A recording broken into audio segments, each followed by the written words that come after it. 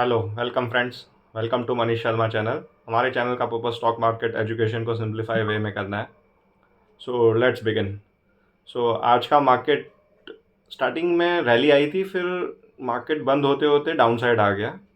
So Sensex was up by just 31 point and Nifty was up by 10 points. बहुत nominal सा growth है, मतलब कुछ हुआ ही नहीं, हलचल ऐसे दिख रहा है। 0.04% का ग्रोथ। एफआईआई की सेलिंग आई है 856 की एंड डीआईआई की बाइंग आई है 410 करोड़ की। हमको मुख्य कारण इसका लग रहा है कि Red Sea escalation, US naval have attacked यहूदी 3 यूदी बोट्स। सो देखते हैं ईरान क्या काउंटर अटैक करता है। उस कारण से हमको लगता है सेटबैक आया है। बीच में न्यूज़ ये भी आई थी कि जापान में हैवी सुनामी आई है। सो हमको लगता है ये कारण से मार्केट हाई से लो नोट पे गया है। अगेन नेस्डैक भी जब हम रिव्यू कर रहे हैं तो 0.5% डाउन साइड में है अभी।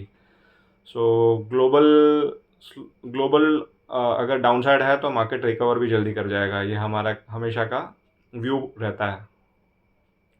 और आज की अपडेट्स, जीएसटी कलेक्शन कह रहे हैं कि 1.65 लाख करोड़ आया है, which is quite good and growth trajectory काफ़ी अच्छी है जीएसटी कलेक्शन की। And because of festive season we believe कि ये ग्रोथ अच्छी है, मतलब ये एक्सपेक्टेड था। और यूएस फेड की रिपोर्ट्स आ रही है, बहुत सारी जगह से क्लू आ रहे हैं कि 3 रेट कट आएगा। और रेट कट आएगा तो हमारा हम हमेशा का कहना रहता है कि जब भी रेट कट आता है तो लिक्विडिटी फ्लो काफ़ी बढ़ जाता है, काफ़ी एफआईआई इन्वेस्ट करती है इंडिया में। सो लार्ज कैप शेयर हमारे हिसाब से उस टाइम पे काफ़ी अच्छा करना चाहिए, बिकॉज कुछ दिनों से large cap share have not perform, only government related company and कुछ selective small cap stocks have perform. So वहाँ पे रैली आएगी अगर रेट कट आती है जब भी। सो हमको ऐसा लगता है 4 रेट कट आना चाहिए। बट अगेन ये कैसे होता है, ये एक एस्टीमेट होता है, एक्चुअल इवेंट वहाँ पे क्या होता है। मतलब वहाँ पे बोल रहे हैं एक हाउसिंग क्राइसिस हो रहा है, क्योंकि नया हाउसिंग लोन काफ़ी महंगे रेट में मिल रहा है और जिन्हों को लोन कम रेट में मिला हुआ है वो अपना घर सेल नहीं कर रहे हैं। सो नए घर की शॉर्टकमिंग आ गई है, उससे हाउसिंग प्राइस काफ़ी सिग्निफिकेंट बढ़ गए हैं, तो नए बायर और नया घर ले नहीं रहे and which is not good for GDP. So हमको लगता है यूएस फेड पे अब प्रेशर बन रहा है रेट कट करने का, वो हिसाब से देखना चाहिए। और रेट कट आएगी तो हमने जैसे बताया AI related stock, artificial intelligence, information technology stock जिसकी अर्निंग आगे आने वाली है, वो स्टॉक्स काफ़ी मतलब महंगी पी में मिलेंगे हमको, क्योंकि कॉस्ट कम हो जाएगा। पी यानी प्राइस अर्निंग, और हमने काफ़ी बार एक्सप्लेन किया है प्राइस अर्निंग यानी कि share price divide by EPS. So अगर कोई शेयर प्राइस 1000 का है और उसका ईपीएस 10 है, सो ये 100 का हो जाएगा उसका प्राइस अर्निंग। सो 100 का प्राइस अर्निंग यानी कि अगर कंपनी कांस्टेंट बेसिस पे अगर 10 रुपीज़ की ग्रोथ करते रहे, सो कंपनी को 100 रुपीज़ अर्न करने के लिए 10 ईयर्स लग जाएंगे।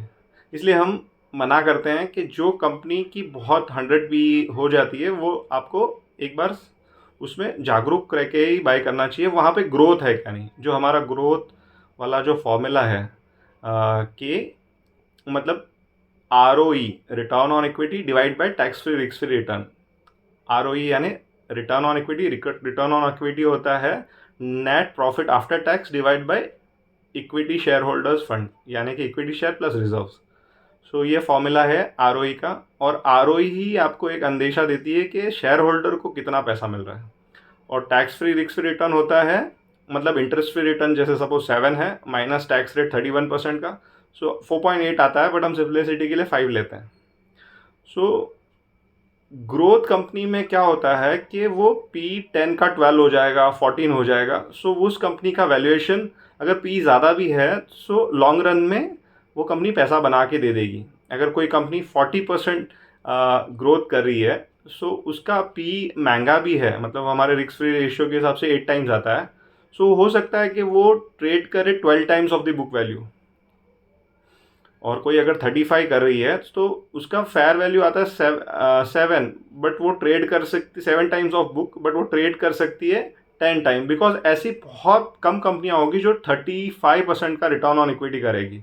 और खाली रिटर्न ऑन इक्विटी नहीं देखना, हमको सेल्स ग्रोथ देखना है, मतलब revenue growth and EBITDA growth. EBITDA growth को हम एक बार थोड़ा अवॉइड कर सकते हैं, but sales growth is quite crucial, because EBITDA growth हमको ऐसा लगता है कॉस्ट कटिंग के थ्रू कंपनी अचीव कर सकती है, but sales growth is tough because you are acquiring market share. Market share acquire करना बहुत बड़ी बात है। और बोल रहे हैं यूएस में, यूएस रसल जो उनका स्मॉल कैप फंड है वो सबसे लो पे चल रहा है 11 की पीई पे। सो बोल रहे हैं इट इज़ एक्सपेक्टेड कि स्मॉल कैप शेयर में यूएस में तेज़ी आएगी। इंडिया में तो ऑलरेडी स्मॉल कैप शेयर्स में तेज़ी है, आप देख लीजिए जो भी स्मॉल कैप म्यूचुअल फंड है सब बहुत अच्छा कर रहे हैं। पिछले बार से उनका एसेट अंडर मैनेजमेंट डबल हो गया है, उनके प्राइस काफ़ी अच्छे चल रहे हैं। और S&P बोल रहे हैं 14-15 के पीई पे है। सो हमको लगता है यूएस में जो रैली आएगा वो सिलेक्टिव एआई लेड स्टॉक्स में ही आएगा। और बिकॉज क्या होता है, अर्निंग फॉलोज द ग्रोथ। जहाँ पे अर्निंग होगी, ग्रोथ होगी, वहाँ पे शेयर प्राइस डेफिनेटली मूव करेगा अपसाइड में।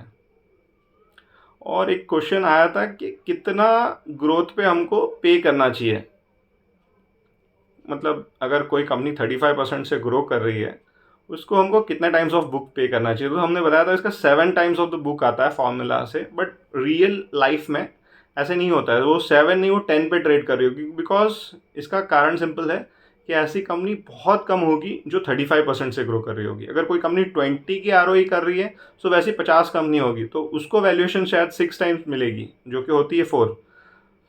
सो ग्रोथ लेड स्टॉक्स में जब इन्वेस्टमेंट करते हैं तो एक रिस्क ये होता है, अगर उनकी ग्रोथ जहाँ पे धीमी हो गई सो वो शेयर वहाँ पे अटक जाता है। सो प्राइस अर्निंग उसी शेयर को मिलेगी जहाँ पे ग्रोथ कंसिस्टेंट बेसिस पे आएगी, उसको वैल्यूएशन ज़्यादा मिलेगा। But growth share long term में अच्छी वेल्थ बनाते हैं। इसके लिए हमारा सजेशन ये रहता है, आरओई देखना है हमको, सेल्स ग्रोथ देखना है, ईबिटा ग्रोथ देखना है। अगर ये कोई बिजनेस में अच्छा है सो हमको डेफिनेटली वो शेयर को रिव्यू करना चाहिए, रिव्यू करना चाहिए, रिसर्च करना चाहिए। हो सके तो आप अपने फंड मैनेजर से भी पूछ सकते हैं, मतलब आपके फाइनेंशियल एडवाइज़र को। और आपको रिव्यू करते रहना चाहिए और आपको पास्ट ट्रेंड में भी देखना चाहिए कि आरओई वाले बिजनेस सच में अच्छे कर रहे हैं क्या। Screener.in एक टूल है, उस पर आप रिसर्च कर सकते हैं। सो आज का वीडियो यहाँ तक ही। Thank you very much. हमारे चैनल को लाइक करते रहिए, शेयर करते रहिए, कमेंट करते रहिए। Thank you very much.